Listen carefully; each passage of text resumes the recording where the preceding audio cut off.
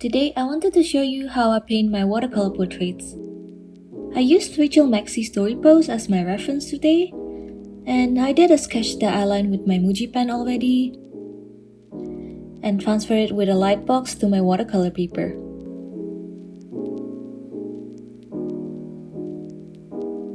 One of the things that I realized is how important it is to have everything that you need within your reach. So that way you won't break your flow in the middle of painting because you need to find something.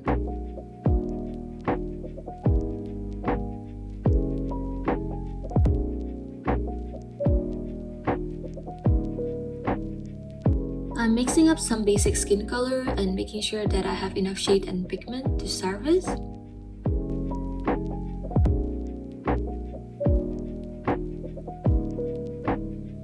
I like to start with the eyes since I think it's the most important one in a portrait painting. And if you messed up early, you can always start over without already spending like many hours on it, so it's less heartbreaking.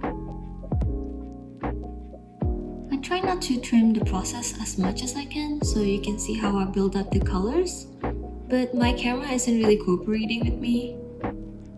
I'm using iPhone to record all my videos since I don't have any other camera right now, so I do get these problems sometimes.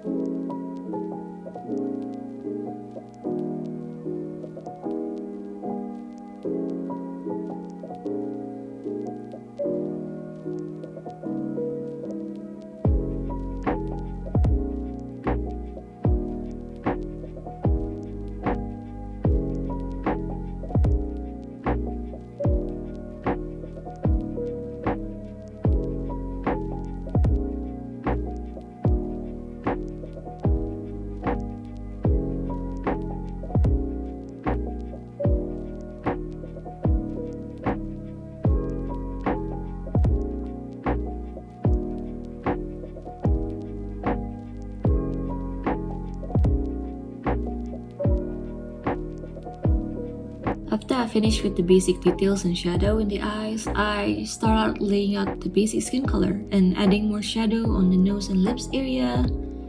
And I do this many times till I'm happy with it.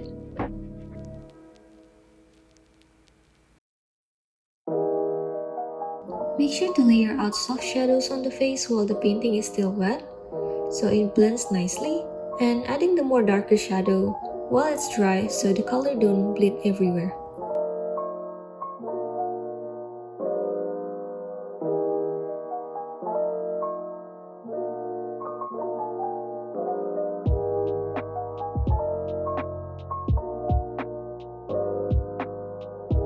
This is not really related to the tutorial, but one of the things that I do that I probably need to unlearn a bit is trying to control watercolor a little bit too much.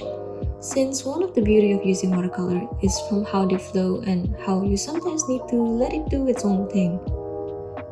But I haven't been able to do that.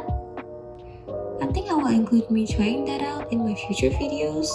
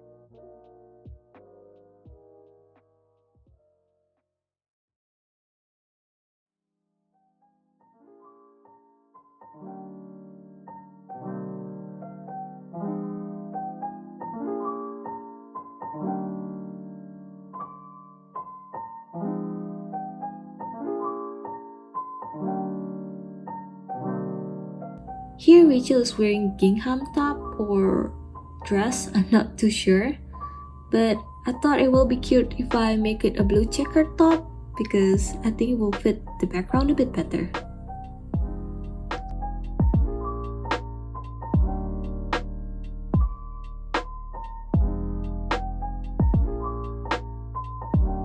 Moving on to the hair, I laid down very watered down burnt sienna as the base.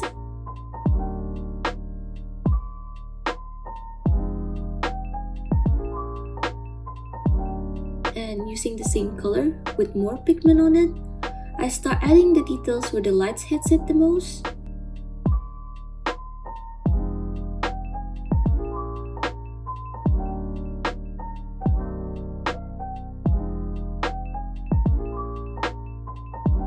And start adding more details with raw umber color, building up to black for the darkest area.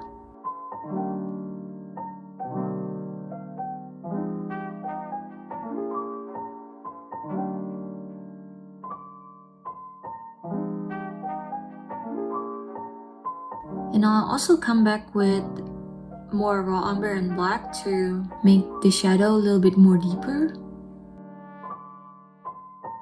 And I added a dusty blue color to the background to try mimic the picture a little bit.